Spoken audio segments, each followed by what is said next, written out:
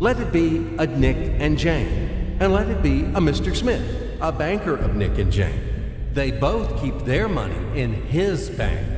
That's why we use the title Mr. Smith with respect. Nick really wants to buy, well, let's say Jane's bicycle, but he has no money. More precisely, he has money, but not enough, only $10, while Jane wants $100 for her precious bicycle. That's a problem. What should Nick do? Well, this bicycle is so desirable. He gives Jane his $10 as a deposit and asks plaintively not to sell the bike to anyone. He says that he will bring the rest of the money soon. At the same time, he runs to his bank, to the respected Mr. Smith, to get a loan for the missing $90. As ill luck, Mr. Smith has no money at this moment, but he knows perfectly about $10, which Nick gave to Jane. And where will Jane bring his money to? That's right. She will put these $10 in her lovely bank to the same Mr. Smith. Therefore, Mr. Smith asks Nick to come back tomorrow in the hope that tomorrow he will get these $10. And everything happens this way. The next day, Jane brings $10 to the bank. The bank provides Nick these $10 on credit. Nick immediately gives them to Jane. She again puts them in a bank. The bank again provides Nick these $10 on credit, etc. As long as Nick the fool will gather enough money for the bicycle. Don't you get confused yet? Be patient, I told you. These demons have been trying to confuse you during 1,000 years. These damn economists and financiers. But anyway, we will figure everything out. So what do we have in the end? Nick finally got the bike from Jane. Wow!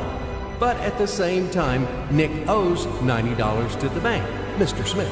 And the bank, in its turn, owes $100 to Jane.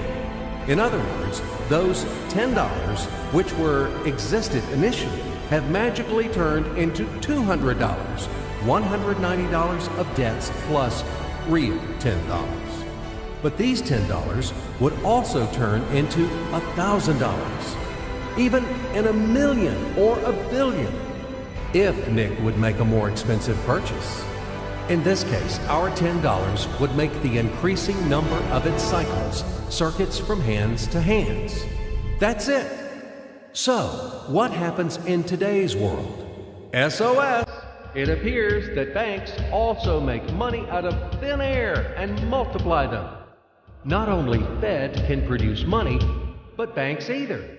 In short, everybody can do this, except you and me. We are not in the business at this celebration of life.